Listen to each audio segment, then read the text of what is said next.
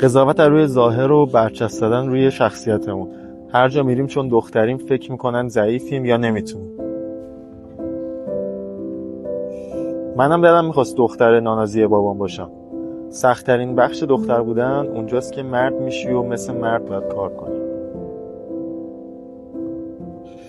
مودی بودن خیلی زیاد. نمیتونیم رو تصمیمی که میگیریم وایسیم. حس میکنیم الان باید قهر کنیم حتی اگه دلیلی نداشته باشیم. همیشه باید حواست به همه چی باشه. نگاه‌ها، روابط، دوستی‌ها، موقعیت‌ها. به نظرم سخت‌ترینش انتظارات و قضاوت‌های جامعه است. فشار و ناامیدی و ترس که با هم جمع میشه.